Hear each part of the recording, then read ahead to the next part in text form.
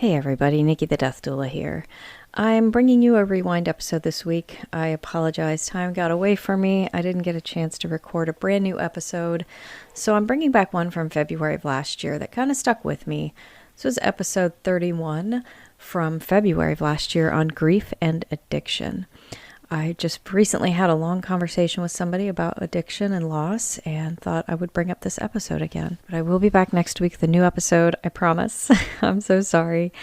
Thank you for tuning in as always. And don't forget to check me out on Patreon, patreon.com/Nikki the Death Doula. If you join my Patreon, you'll get grief affirmations in your inbox twice a week, access to my podcast a week early, and for my higher tier patrons, you'll get a shout out on the podcast. So yeah, come check it out. Some great stuff there. All right, without further ado, I'm going to shut up and let you listen to this episode from February of 2023, Grief and Addiction.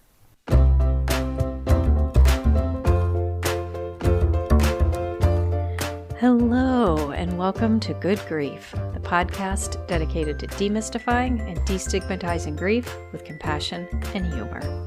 I'm Nikki. I'm an end-of-life doula and a grief coach in Columbus, Ohio. And today we're going to be talking about grief and addiction.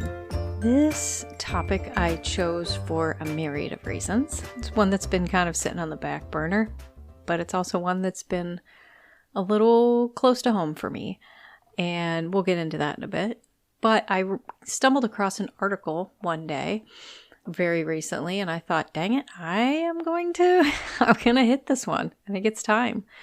The title of the article, it's from the whatisyourgrief.com website, and I will link it in the show notes. The title of the article is, I Did Not Kill My Husband. You can find this person that this article is about on Instagram at I Did Not Kill My Husband. So we're going to put that aside for just a second. That's your little hook to get you interested in my podcast in this episode. We'll get back to that to find out why we're talking about not killing our spouses.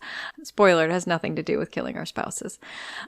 But anyway, so this, like I said, this is one of the subjects that's hit close to home for me. I've lost multiple people in my life because of addiction in one way or another.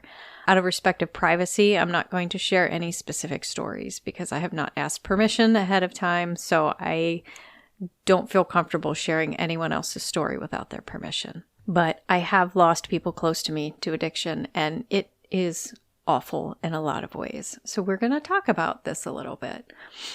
The grief surrounding addiction, not only for the addict themselves, but also the people around them. Because let's face it, that's affecting everybody. Addiction does not only just affect the addict, it affects everyone around them. And even people they don't know. Anyway, we'll get to that.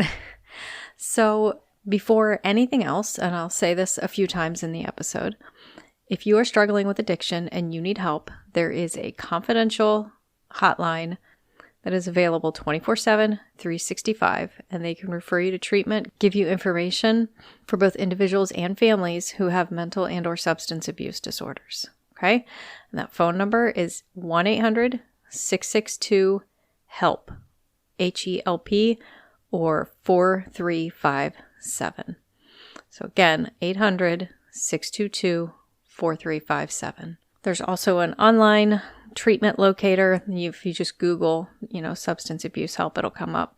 You can also send a text message. Send your zip code via text message to 435748, which is help, the number 4, letter U, help for you. Okay, now let's get on with it. So let's start with grief for the addict themselves. Now, a lot of times, I'm not going to say all the time, and every addiction case is different, right? Just like every grief is different. So everybody has different parameters surrounding their addiction. So we're not going to generalize. Please don't do that ever. That's not okay for anything, but for this too. Let's not generalize addictions and addicts because they're not all the same. But the addict themselves, a lot of times the addiction begins because of either some type of mental health crisis or some other crisis that's going on in their life. A lot of times mental illness plays a part in this. So just keep that in mind when we talk about addiction. A lot of times it's not just somebody saying one day, I'm going to start doing drugs or alcohol. That's not how this works. Okay? So just want to get that out here at the beginning. So, and sometimes people start addictions because of grief. They've lost somebody. Somebody has hurt them. There's some type of grief involved, and they move towards, I've talked about that in previous episodes about if you need a glass of wine, have a glass of wine. But if this is a problem, don't do it. Turning to drugs or alcohol to work towards your grief is not a good idea. Okay? But it happens, and sometimes it turns into an addiction. So now we have an addict who is working towards sobriety. Yay, that's wonderful. What often is not understood is that their grief is going to play a huge role in their recovery. What kind of grief is there? We're getting past an addiction. Yay, that's a good thing, right? Well, there's going to be grief involved with that. There's loss involved. And there's the obvious, they are losing whatever their addiction was, be it, painkillers, opioids, alcohol, hard drugs, whatever it is, they're losing that drug and the feeling it gave them, the escape they had that came along with the use of that drug. There's also loss of ritual. A lot of times there's a ritual in drug use. There's certain behaviors that happen. A lot of times I hear that when people quit smoking. A hard thing they have is, they would have a group of coworkers that would all go out at 2 p.m. to have a cigarette together. It was like a nice little social time, and it was a little ritual. And a lot of times that's a loss, right? And along with that, next thing, addict relationships. You might have a relationship you have with somebody just because of an addiction. And this doesn't have to be drugs and alcohol. There's gambling addictions, right? And there's sex addiction. So you might have partners involved with a sex addiction, okay? Obviously. And gambling addiction. Maybe you have that buddy, you go to the casino every weekend, and that turns into every day. And this is when it becomes a problem.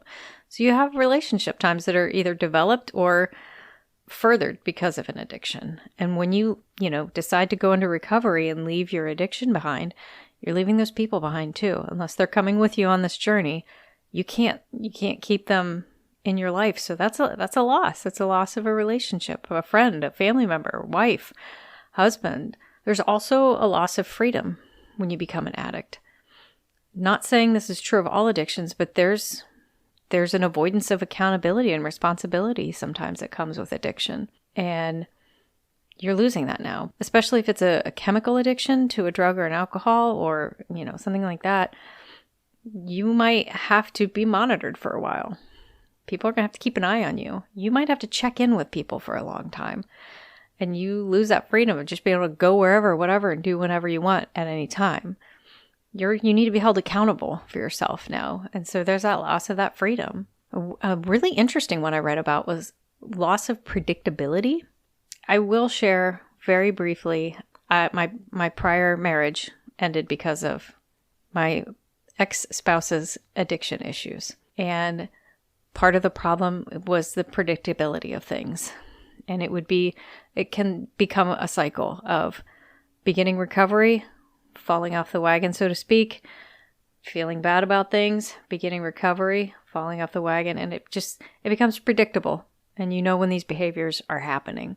But you kind of know what to expect with their behavior when they're currently using their drug of choice as well. Then that predictability is all gone. It's thrown out the window. There's also grieving over the time lost. Time lost either during your addicted period or time lost during the recovery process, especially at the beginning. If you have such an intense addiction that you're in an inpatient facility, you're pulled away from your entire life for a period of time. But even if you're on your own, it's not just something you stop. It's a process, right?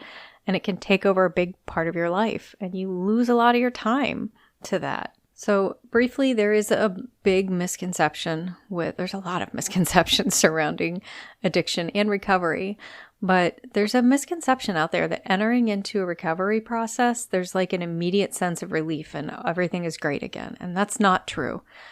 At least not always. It can be, but it is a process, and it is a process that continues on day after day after day after day, from day 1 to day 40 billion. I was just having a beautiful conversation with a friend of mine who, hi Marianne, she helps run karaoke in different places around town, and they had a weekly karaoke at the Dry Mill, which, if you're not from Columbus, there was a bar that opened up downtown that was a dry bar.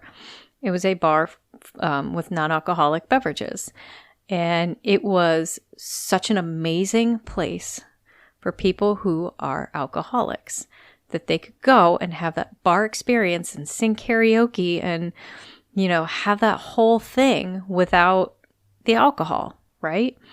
And she got to meet so many great people doing her karaoke there that were addicts. And a lot of times they would put their name in for their song, and they'd put their name and then a number after that, which is how many days sober they were. And I won't share her stories. That's not my place. And I don't know those people. It's not my place to share their stories. But there were some beautiful stories there of people who had a lot of hope. And it was great that, unfortunately, the Dry Mill closed. So if you're looking for it, I'm sorry.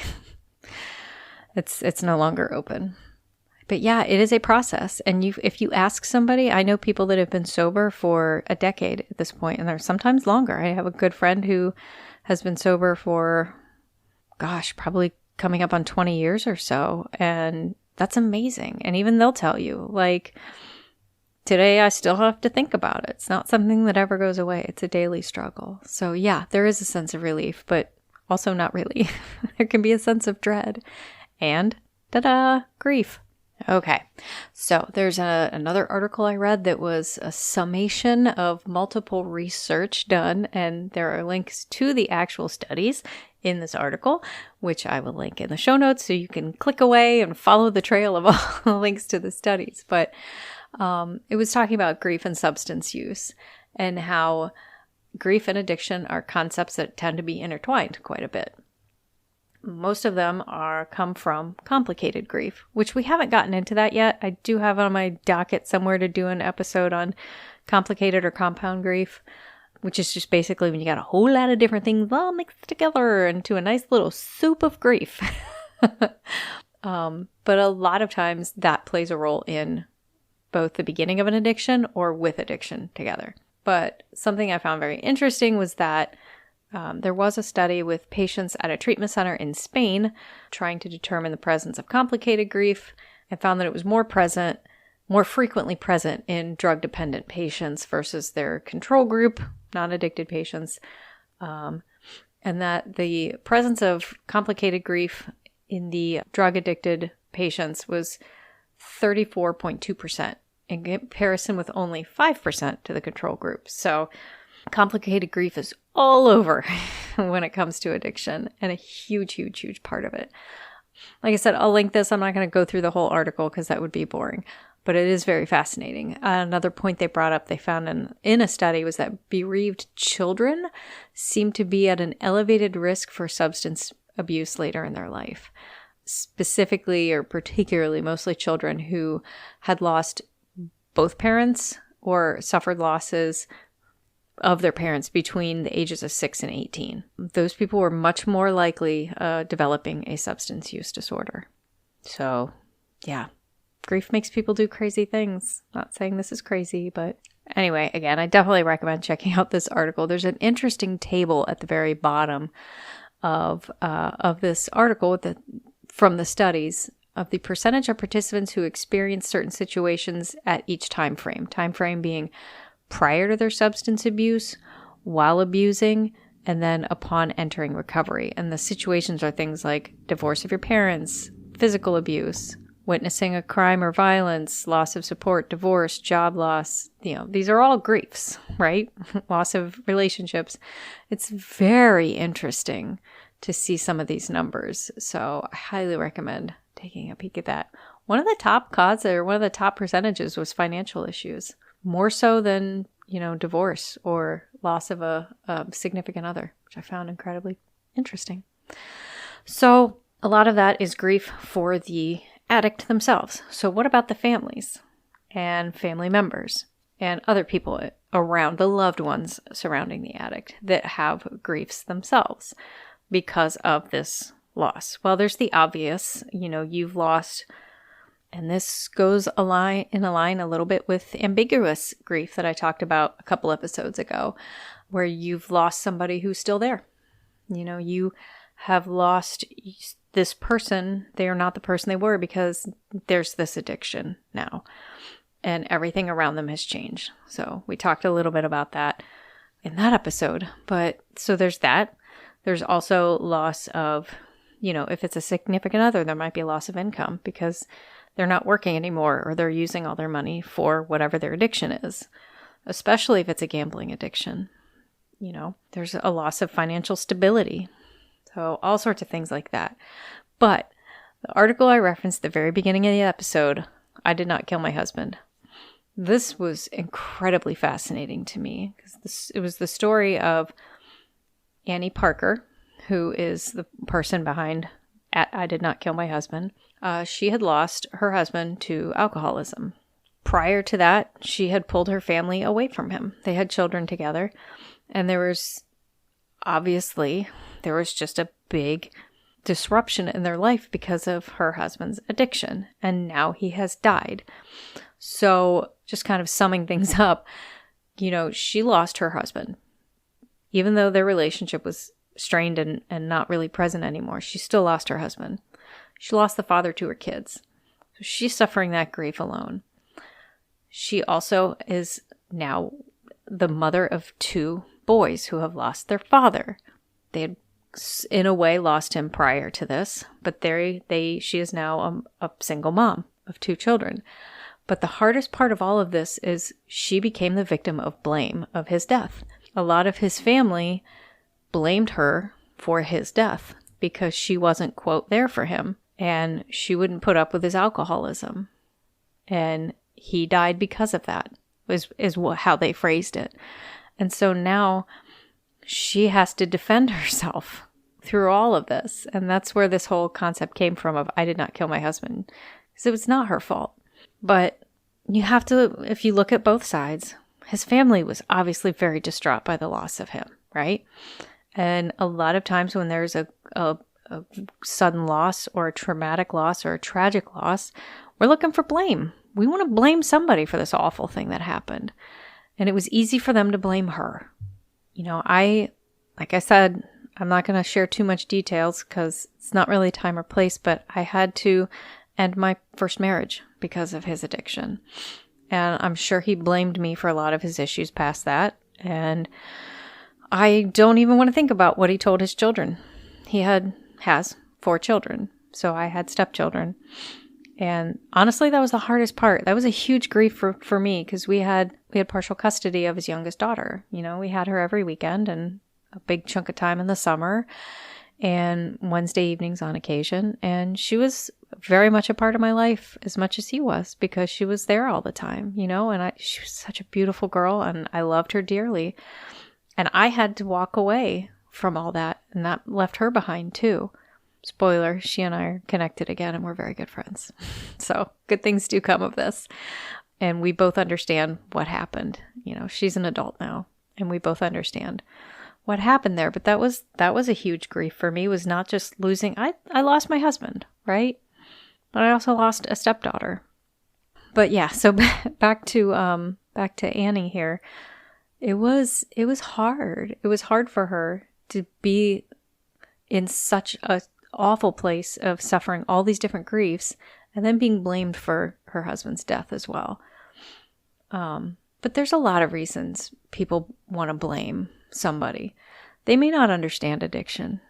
And I don't fully understand it because I've never been an addict myself. I don't fully understand what it's like to be an addict. I understand a lot about it. I went to Al-Anon meetings for years and I've done a lot of research on this, but I've never been there. So I can't fully understand it. So I can't know what it's like for the addict completely. And even again, every addiction is different. Every person is different. The alcoholism is considered, it's called many times a family disease because it affects the whole family, right? That's something I always struggled with because there's that party that's like, I'm not the one that has the addiction, but you kind of are in a way because you're connected to them. That's another story for another day. But we also know we have no control. And when you feel out of control, you want to gain that back somehow. and you've lost somebody and you have no control that they're gone. So you want to place that blame. So now you've controlled the situation. Like, okay, they did it. It's their fault. Now this makes sense. I can piece all this together in my brain, which, looking in from the outside, we all know that's not the right thing to do, right? And it's easy for any of us to sit back and say what we would do in that situation, but you don't know. You don't know what you would do in that situation. None of us do, right? So yeah, that's about it. This is a bit of a heavier episode, so I'm sorry about that. I don't mean to be a downer. I like to try to keep things light when I can, but let's face it, we're talking about grief. And a lot of times, grief is sad. Yeah, so that's grief and addiction. I could obviously talk more on it, but I encourage you to, look into it a little bit. And if addiction is something, I'll say it again. If addiction is something you or somebody in your family is suffering, you could call for help at the Substance Abuse and Mental Health Services Administration Helpline, also known as SAMHSA, SAMHSA, SAMHSA. You can call their national helpline at 1-800-662-HELP or 1-800-662-4357. Okay? Okay. Did my due diligence. If you need help, please ask for it. All right. Now, without further ado, since we are completed with our topic, it is time for the Death Deck. Ta-da! All right. I'm going to shuffle up the death cards today. I had my death cafe today, and we brought out some of the questions from the death deck to get conversations going and had some really cool conversations. 2 of the questions that came up are ones I've done on the podcast before. So that's neat. Okay, enough. Ooh. Okay. Here's an interesting one. After you are dead, will you know how you died? And this one has multiple choices. You can just answer that question as is, but A, yes, I'll have access to lots of information in the afterlife.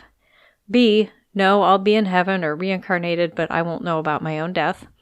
Or C, nope, just a whole lot of blackness. Well, that's a good one to ponder. So, personally, I always hesitate to share my own beliefs on the afterlife because I know a lot of people. It's a very touchy and personal subject, but I'm gonna go with C. I won't go into all the ins and outs of my beliefs with what happens after we die, but I would have to say that I don't think I'll know. Unless I'm aware of it while it's happening. I'm being attacked by a bear because I pet it. They're so cute. Then I'll probably know that I am dying at that time, but once you're dead, I don't think the concept even is there. So, because you are gone. But that's something to think about. What do you think? I'd be interested to hear what you think. Please let me know. You know how to reach me, NikkiTheDeathDoula.com. I'm on Facebook and Instagram, Nikki the Death Doula. Reach out to me. So yeah, I guess that's it. Thank you guys so much for tuning in. I hope you have had a great day, and I hope you have a lovely week. And remember, your grief is yours, your feelings are valid, and grief doesn't always have to suck. If you enjoyed today's episode, please leave me a review on Apple Podcasts or wherever you're listening today. It really helps the algorithm so more people can find me. But if you'd like to find me elsewhere, I'm at NikkiTheDeathDoula.com. I'm also on Facebook and Instagram at NikkiTheDeathDoula. Please feel free to reach out to me there. And if you'd like to support me on Patreon, you can find me at patreon.com/NikkiTheDeathDoula. As always, all the money I receive through my Patreon goes into a fund so that I can provide pro bono work to those who cannot afford my services. You'll also get access to bonus content and maybe even a shout out here on the podcast. Scripts, editing, sound design, production, literally everything is done by me, myself, just me. Except for the music. The music is Cheery Monday by Kevin MacLeod, and you can find license information at filmmusic.io/standard-license. And as always, a special shout out to my best friend and husband for continuing to support me along the way.